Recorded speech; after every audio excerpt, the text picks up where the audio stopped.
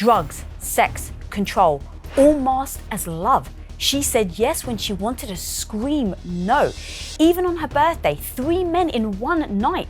He called it love, we call it abuse. It doesn't always show up as bruises, it shows up as devotion, obsession, fear. And today we expose the pattern and burn the damn illusion so no woman ever falls for it again. Back by popular demand is one of the most legendary figures in criminal profiling. As the Diddy trial takes a darker turn, she's here to break down the latest wave of testimony and what it really reveals. Welcome back, Dr. Ann Burgess. Thank you, Lisa. I'm delighted to be here. Well, last week we spoke about Jane. Just to get a quick recap, he was larger than life, he was super charming, and then 4 months later is when she says she opened Pandora's box. And what she meant by that is she had what she called a hotel night where she has sex with another man. She thought it was going to be a one-off, but after that, 90% of her sexual experiences with Diddy ended up involving other men. Now, Dr. Ann, as you know, it's very important that when we come together, we're using this case as a guide for women that may be trapped in that similar situation. And there seems to be a commonality in Cassie's testimony, Jane's testimony, and Mia's. And it really is a cycle of abuse. And so I'd really today like to take Jane's testimony this week and go through the cycle of abuse to make sure that if anyone's listening, they can identify whether they're in that cycle or not. Okay, so number one is tension building phase. Talk to me about the signs and then what typically is a victim's response during that phase. Well, what's important about that particular phase is that previous to that, things have been going well. And the abuser might have been playing up to her, doing special things, bringing her gifts, complimenting her. And she really is riding high, thinks that he's really into her. It's almost hypnotic. I think that's the other thing to understand. And then something happens. There's always something that will disrupt that and start to cause the tension. And that's the point where the abuser is testing her. That's really, really important, especially when you have a psychopath, because if she doesn't pass the test, if you will, he will drop her and move on to someone else. She doesn't know that. So she is, as the tension builds, and in this case, as you described, she has to have sex with this second man. She doesn't want it because it's now disrupting the relationship that she thought was going so well. She's stuck in terms of what kind of a decision to make. Does she go along with it or does she stop it? She goes along with it. We see that, and that's where once that happens, she can't get out of it. And so you see that every time he has this extra person that comes along that she has to have sex with, because this is really what he wants. This is his erotic aspect. This is his pathology. It's his pornographic show. I just want to pause for a second. That idea of that it's a test, the idea of the psychopath tests you. And if you pass to him, that means that you're the easy victim. That just hit me so strong. And I'd love to go through a couple of moments of Jane's testimony this week where she kind of somewhat reveals as this tension starts to build. So she says, one night of fun turned into the entirety of our relationship. And now it's all I'm expected to do and get called for. And she was referring to the hotel nights. She said it would often last for days. And she then eventually said, it's hurting me because I'm so much more than being loved in the dark in a hotel room, doing things that make me feel disgusted with myself. I'm confusing your lust for me as real love. Yes. So this seems like that first moment where she's starting to sense, look, this doesn't feel right. So talk to me about that moment and how it becomes the pivotal moment of you either get trapped in the cycle or in that moment you can actually break out of the cycle. Right. This is exactly where you hope the woman will break out. That she realizes that she really isn't being loved for herself kind of thing, but she's being used. It's a very manipulative move on his part. And when they go ahead with it, and then they get into it further. And then he's got her. He really has her. Yeah, there's a story that she actually tells where there's one night where Diddy has actually planned what he calls an all-star night. So he ended up booking 3 to 4 of these escorts for her. And she ends up saying, I can't come because I'm on my period. He makes her send a photo of her bloody tampon to prove that she's on her period. So in those moments, going back to what you just said, hopefully those are the times that people end up leaving. Why in that moment, what is internally going on with her where she doesn't leave, that she feels the obligation to have to prove to him that what she's saying is true?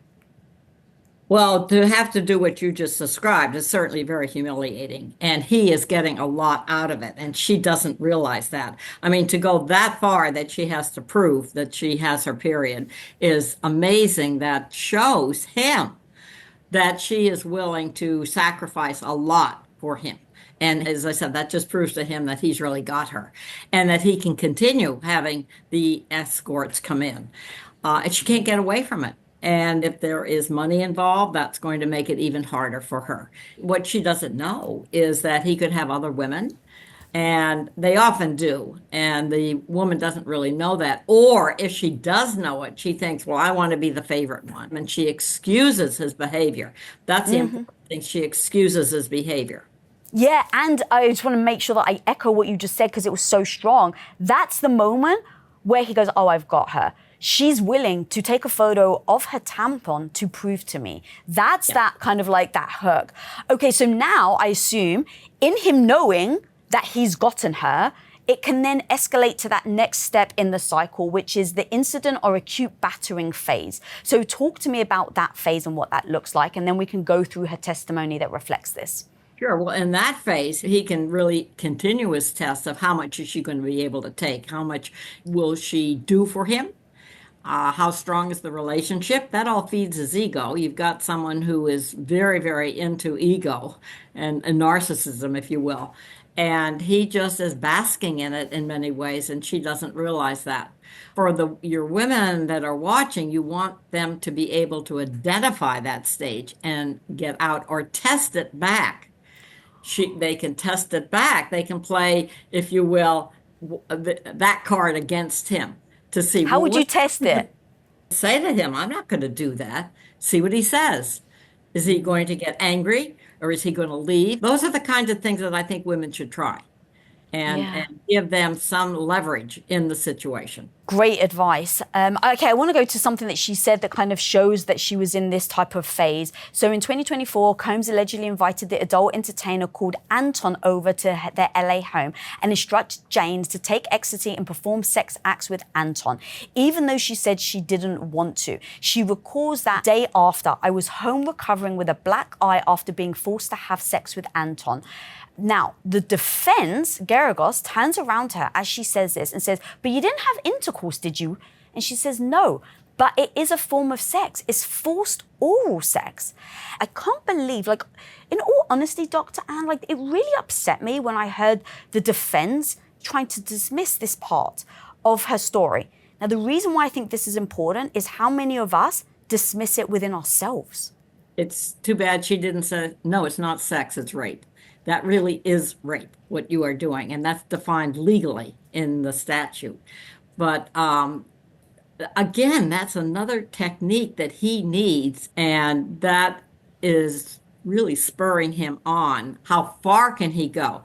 To be honest, yeah, there's so many stories of him beating her. There's a story where she's running from him and she keeps trying to hide behind doors and he just keeps breaking the doors down. I mean, there's just so many. And to your point of like, it becomes the escalation, the stepping stone of, okay, got away with this. Can I get away with this? And then like testing the waters every time.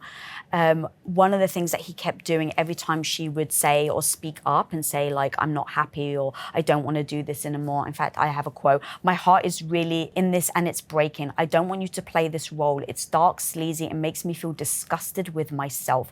I feel it's the only reason you have me around and why you pay for the house. I don't want to feel obligated to perform these nights with you in fear of losing the roof over my head. So obviously part of this is the beating, it's the bruises, but also the threats.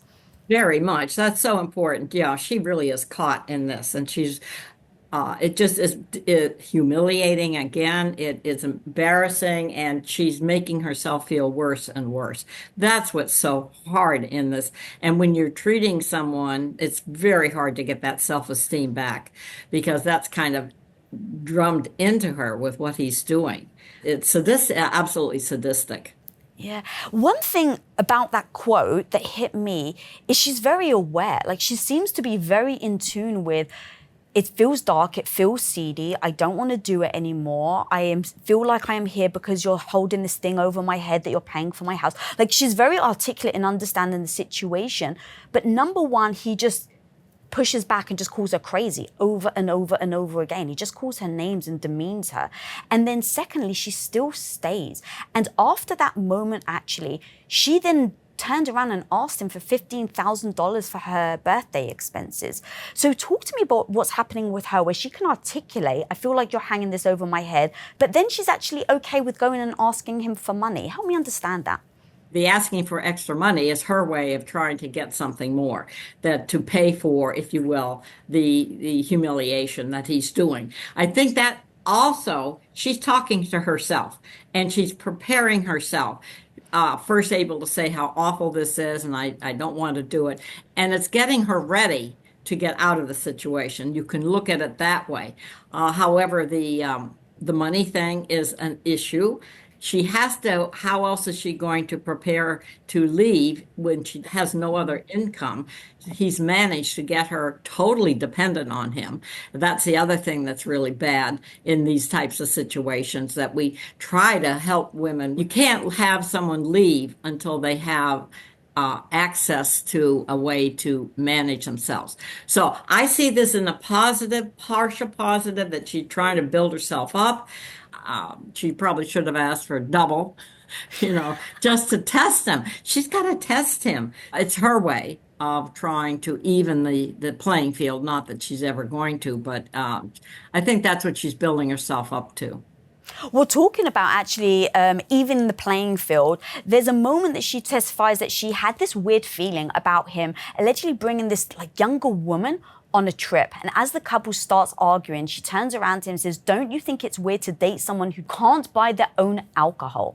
The fight starts brewing, it starts getting heated. And then at one point, maybe in defense, and I'd love for you to help us think through this, at one point when Combs bent down to tie his shoes, she actually admits that she pushed his head into the counter and threw a glass and 2 candles at him. She then screamed at him and called him disgusting, a monster, and a pedophile.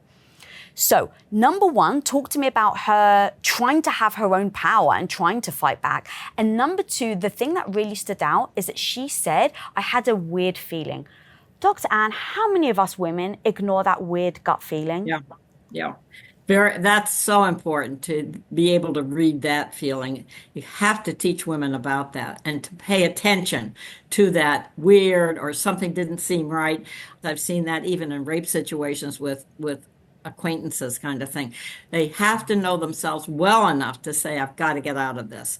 And that's what she tries to do. I think that's what Jane tries to do. I think her fighting back, you have to be a little careful on that because it can escalate the aggression.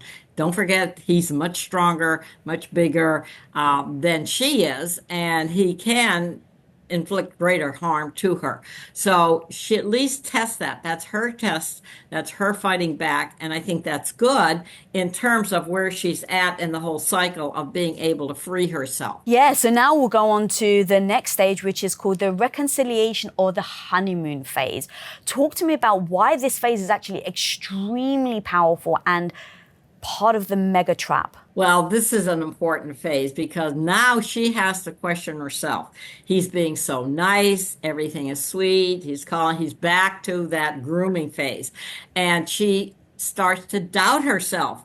Maybe he will change. Maybe I was wrong. Maybe he just had a bad day or whatever it is to try to excuse his behavior. And that's really, really important because it's like it's described as the honeymoon. That's the sweet part of the love. I love you, that kind of thing. That's where you have to start keeping track. And they do recommend this, is that you keep track over the months and the weeks. And so that will give some leverage to the woman for her to decide where in this relationship she is. And that's where you kind of start to doubt yourself. You already said that, but you start to think maybe it was a one time, maybe it was just a phase in his life. He was really going through a bad time or something like that, and you dismiss it because everything feels very good in that moment. And she actually is very honest, and she says, yes, I was going and I was actually buying the lube and I was booking these nights. And so there's a moment that she talks about in having to keep the peace. And there's one moment where Combs forces Jane to actually apologize to one of the escorts because she wasn't able to finish the session because she was in so much pain. It's very manipulative, but also he is playing to that escort. And I think it's interesting that he knows the names of these escorts, that he calls them, and then he gets her to do it and book the things. So there is the power dynamic that is going on, and she is complying with him. But I was going to say, do some of the honeymoon can be around other people so that it will confuse other people? The friend can say, well, I saw him paying attention to you and you look so nice that night, and et cetera, et cetera. So I think that you have to take those dynamics into consideration, and they have to be pointed out to her as she goes through counseling. That's one of the things, so that she doesn't think that she's crazy, because he really wants her to think she's crazy and that he's just fine. Yeah, so true. And obviously it comes as a detriment to you, your self-esteem and your confidence. And there's a moment that she talks about. So she became extremely jealous, actually, because Diddy was dating Young Miami, who's a rapper. And he tells Jane, I'm allowed to do this, you're not allowed to. And so, yeah, talk to me about the jealousy component. Oh, he's now upping the ante, if you want. Now he's going to see whether he can get more behavior from her, more compliance, because she's going to want to fight to be the favored one. And the jealousy and the comparison, and it's a younger person, I think. But all of that it just can make her feel even worse and make the whole competition issue. It raises that. Up until this point, there hasn't been another woman involved. Now there is. Yeah, and now we're tying that together, actually, because she talks about a story. It was her birthday, and she's giving him the gift of sleeping with 3 different men. And even though she says that she didn't want to have sex with all these men, but she then texts Diddy, I just wanted to say I love and appreciate everything you did for my birthday. I appreciated the flowers and I appreciated our lovemaking. But she's got these other men that she has to have sex with. I mean, that's the ultimate, I think, dismissal of her. And his test of her, again, it goes right back to the test, is how much is she going to put up with it? 3 men now? More than what she's had to deal with before. And she's so caught. It's a web. It really is a web that she just can't get out of. And I think what's so important is, because this is a trial, you would want the prosecution to be able to cut through all of that and to explain the dynamics to the jury. Yeah, the problem, though, with this specific situation with Young Miami, so Jane goes and has sex with 3 men on her birthday to please Diddy, allegedly. Then she sees Sean Combs on vacation treating Young Miami very differently than how she's treated. So you've got the jealousy, you've got the pain and the trauma of having to sleep with 3 men. You then thank him for his services. Like, it's just so twisted. Help me think through it.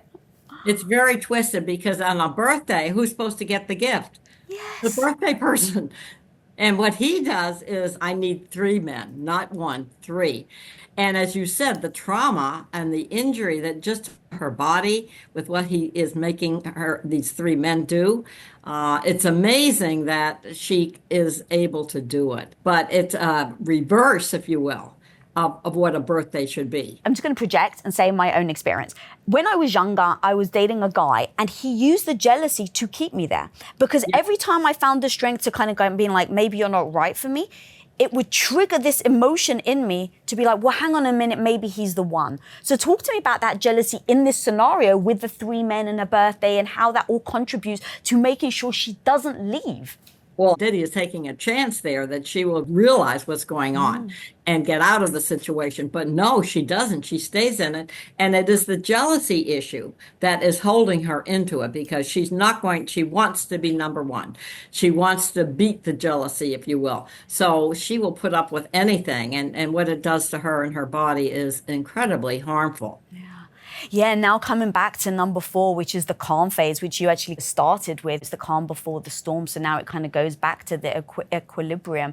And a quote that she actually says is, I'm receiving my gifts, I've taken a pill, and I'm waiting for the entertainer. Any type of affection at this point in my life that I get from Shum, I welcomed it with open arms. Well, if they get her to say that, I mean, I think that's what the defense is going for, is to get her to try to say, I'm compliant, I'm doing it on my own. And she gets trapped in that also. It's very hard because she's not totally aware, I don't know if she is, of what manipulation has gone on and how the cycle and where she fits in there. That's why I think the cycle is so important, to be able to identify each of the stages and explain. You have to explain to a jury because they're just sitting there listening to the defense saying, well, this was all compliant behavior. No, it was not. This was forced, absolutely forced. Yeah, absolutely.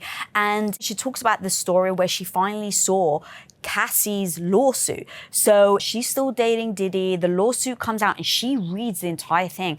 And it's like she's reading her own story. And that was the first time she realized Cassie had to go through it too. Talk to me about almost like the unveiling of the gaslighting. That is what's so important, what you've just identified, is when they hear that he is doing this to other women and sounding exactly like what has happened to her. That is really, really important. And then on top of that, what's interesting is, so she realized, oh, maybe this isn't just me. I think that does lift the shades off of the gaslighting and the manipulation. It's like, hang on a minute, I'm starting to notice these patterns. I think that's super important. But the interesting thing also is that Diddy's response, he's very nice. So she actually says he previously was egotistical and cold. And then after Cassie came out with a lawsuit, she says that she felt much more love from him. He listened better. He spent more time at the house and he didn't disappear for days. So now talk to me about him basically playing a part. I mean, that feels like a psychopath of course. Playing the role. It is. And it even has a term in sociology, would call it cooling out the mark. In other words, he's trying to cool her down so that she doesn't become part of the suit. So of course he's going to be nice. And it just tells you how manipulative he is, that he really doesn't care, that the feelings were never there, that he could do the same thing to another woman is what so important. And that's where you try to help the woman understand her role as a victim in this. Yeah. Dr. Ann Burgess, thank you so much. If someone notices or identifies that a lot of what you just said sounds familiar, what can they go and do? This is where the crisis centers are so helpful, because they will put the person in touch with others, like in the Cassie and the Jane. It's very important to hear that this is done to others so that you don't feel, you try to raise their self-esteem, that this was all part of the pathology of the abuser, and to get out of the situation. So I say counseling centers or crisis centers or other women, to talk with other women, to not feel so isolated. That is so important that this goes on. Look at how many women that you have reached just in this case is really, really important. Thank you. I mean, I couldn't do it without you. You are a force to be reckoned with. I appreciate every moment that you give to us here on Women of Impact. You are helping so many women. My community in the comments all keep saying thank you for being here. So on behalf of my entire community, thank you so much, Dr. Ann. Thank you, Lisa. All right, guys, now joining me is a woman who's been in the courtroom every single day, watching it all unfold, from Diddy's fall to the survivor's courage and every bombshell in between. So here to reveal it all is host of Pop Crime TV. Welcome, Lauren Conlin. Thank you so much for having me. So you actually, as you just jumped on, you were like, oh my God, I can't spend long because someone just turned up. Tell me who and what is the vibe in the courts right now?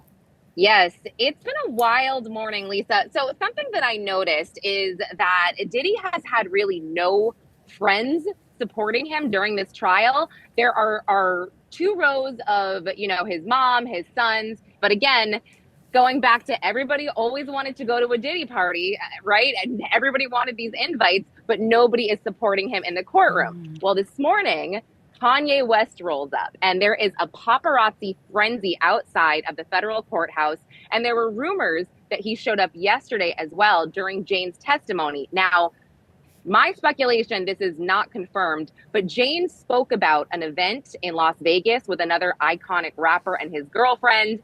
And it is believed that this event was with Kanye West and Bianca Sensory. So it could have been considered intimidation if he came into the courtroom yesterday. However, Kanye West shows up today, goes into the building, and federal court's crazy. They take your phones. It's very stringent. I mean, you cannot get into the main courtroom without having your name approved ahead of time.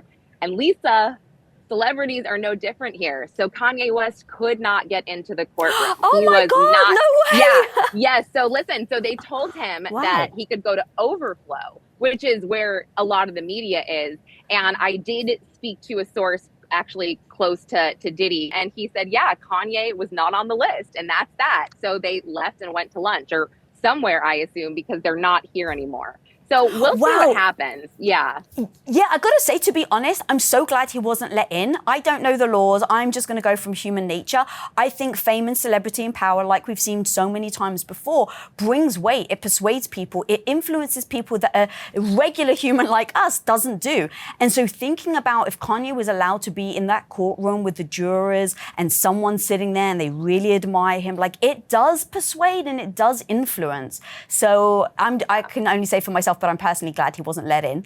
Yeah, I mean, no, you're absolutely right. But, I'm wondering here what's going to happen with the defense's case in chief, if they're going to call any celebrities as character witnesses and how that could potentially sway the jury. So we'll see. We'll see.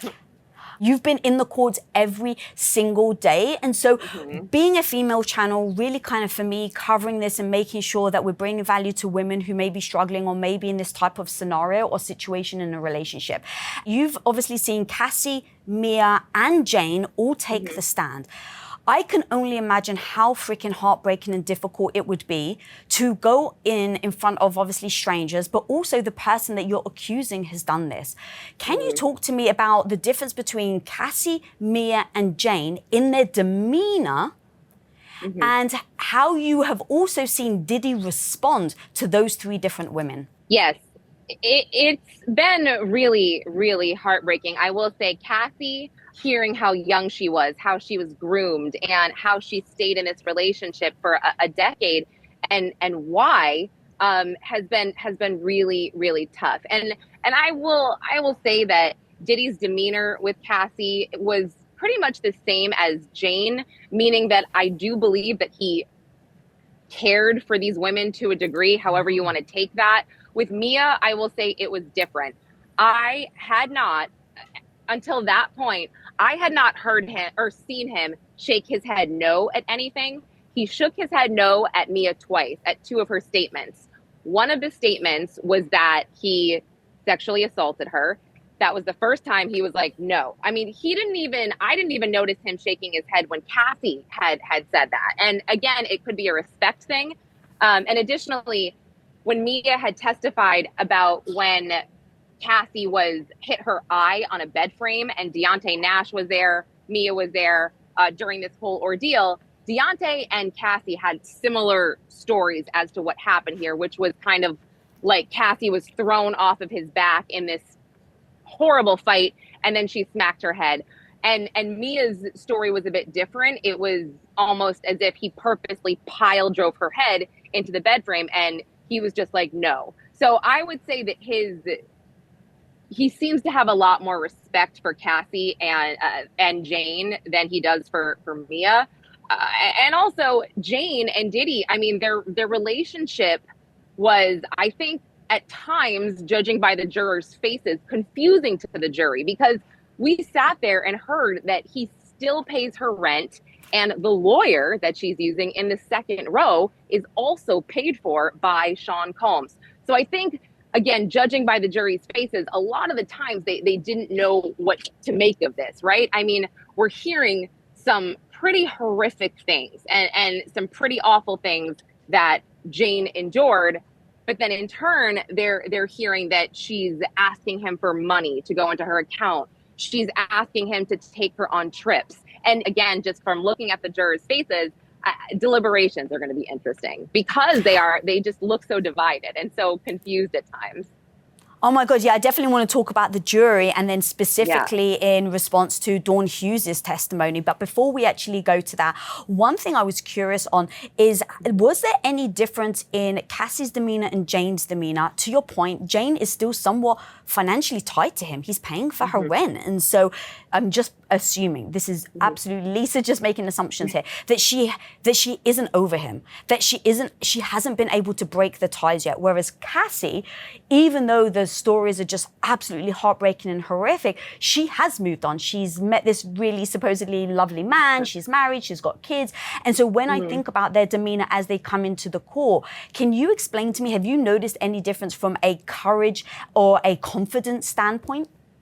Well, what I'll say is that Jane got very emotional on the stand, reading prior text messages where she tells Diddy how much she loves him, how grateful she is for him. I mean, these texts were like, I'm on my knees thanking God for you. My child is grateful for you and thankful for you. And she got choked up to the point where there had to be a sidebar. And we don't know what is spoken between the lawyers and the judge during the sidebar. But I would have to imagine that they were kind of saying, all right, she's got to either, suck it up or take a break here because she was so emotional. So to your point, yes, I do believe that she is still in love with him. Whereas Cassie was actually asked that question directly, are you still in love with him or do you still love him? Something along those lines. And she said, I have love for what we had, type of thing. So I think Cassie is over him, but she also was asked if she hated him, and she doesn't hate him. And, something else that the defense really wanted to make clear to push forward, that when Jane eventually told Diddy, point blank, I never wanted to do this, I didn't want to be with those men, et cetera, he said, oh, I didn't know that. I didn't realize you felt this way. I had no idea. So they really wanted to get this out there and make that clear, like, oh, he wasn't aware, he didn't know. So yeah, their demeanors were quite different because, again, as to your point, Jane has feelings for Diddy. I do firmly believe that still to this day. Yeah. Okay. So now going to the jury, from what you were saying, right, about there is a little bit of confusion in the fact that, hang on a minute, he's been doing these things, but you're sending text messages saying that, I pray to God for you every single day. Thank you so much for coming into my life. And I believe they tried to, was it the prosecution that wanted to bring Dawn Hughes back to the stand and it got denied? Yes, they did. They wanted to bring Dawn Hughes back directly after Jane's testimony to go over trauma and love bombing and why abuse survivors return to their abusers. And essentially the judge just said, look, we're not going to do this because it would be prejudicial to the defense, because why would we bring a witness back? That sort of implicates that she's more important than the other witnesses. However, that being said, I don't know how effective her prior testimony is going to be, I guess, in general, because there seem to be a lot of issues around her testimony. I mean, there were so many objections and so many sidebars during this whole thing that it was stressful. I mean, as someone sitting in the gallery, I was like, I don't even know what I'm supposed to strike right now. I don't know what I'm supposed to not listen to if I'm a juror. So, I mean, if that was the defense's goal, I feel like they did succeed there because it was so hard to follow. And as far as them trying to discredit Dr. Hughes, I don't think they did that in any way. I think they just really were punchy about the fact that, oh, she never treated Cassie. She has no idea. She never treated any of these women, type of thing. Okay, so that really, there's part of that really does concern me, that she took, that Dr. Dawn Hughes took the stand and their objection every 2 seconds. And so for you, in just watching it, it's very confusing. Then they try to bring her back to maybe give some context to the things that Jane has been saying. It gets denied. So how much then do you see the jury getting confused and potentially then dismissing or forgetting what Dr. Dawn Hughes said? Well, I think that what's going to happen is when, after closing statements, I think that the jury instructions are when it comes to all of this and these charges, they're going to be extensive, and nobody is going to forget any witness because they get all of the evidence. But I think that what's going to have to happen here is they're going to have to spend a full day on these instructions going over what the predicates to meet each charge and why XYZ would constitute as sex trafficking, why XYZ would constitute as RICO. And then it's really going to be up to the jury to determine, maybe the government did meet these requirements, but what else has come into play? What kind of doubt has come into play? Will they care about the fact that, Jane would send these loving text messages after a hotel night? Again, it's always up to the jury, but this time it's really going to be in the jury's hands. And I'll just predict something right now. I don't usually do this.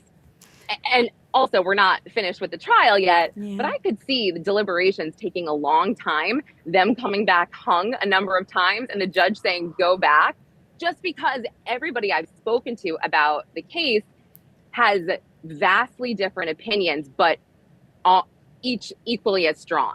Either he's very, very much guilty or he's very, very much targeted. So I've found this to be very interesting. And also everybody seems to agree that he's a very diabolical guy who has gotten away with some horrible things for way too long. Yeah. Well, thinking about it, so there's 8 men in the jury and 4 women. Have you seen any difference in their responses? Because every time I talk about it, and I've seen you kind of almost blush and get a little choked up in certain things where you're having to repeat it. As a woman, it's freaking heartbreaking. As a woman, when I'm hearing all of this information, like it just screams, when is this going to stop? So now I go to how that impacts, obviously, you as an eyewitness, but then the jury, and thinking that there's only 4 women.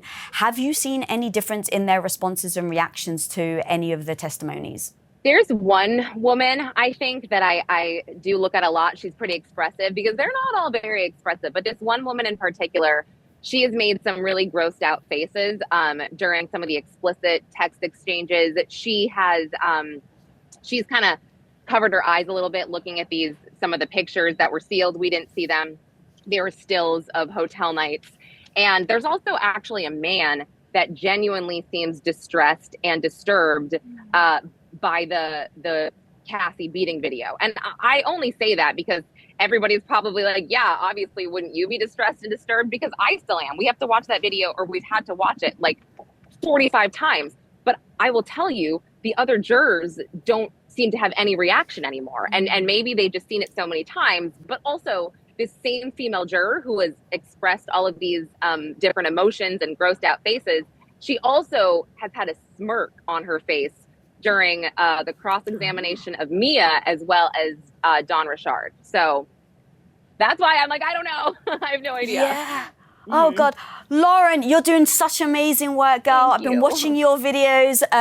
You're real, you're honest, you're reporting, you're in there, you're taking so much time and putting in so much effort into making sure that we, on the other side of the screen are receiving this information and keeping track. So thank you so much for being here. Where can people find you? Yes, they can find me right here on YouTube at Pop Crime TV. So thank you so much for having me. Of course. Keep up the good work, my homie. Later. Thank you. Bye.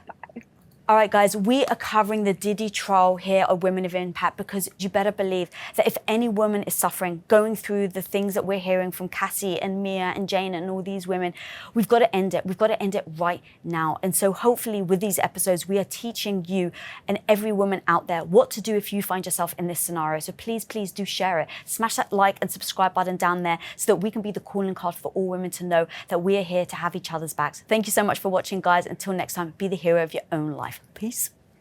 Control, lies, manipulation. Diddy's reign is far from over. So watch this next video to understand why. He dangled her off a 17th floor balcony, warned her, "I'm the devil, I could kill you." She begged him to stop. He didn't. He gave her drugs, paid off security,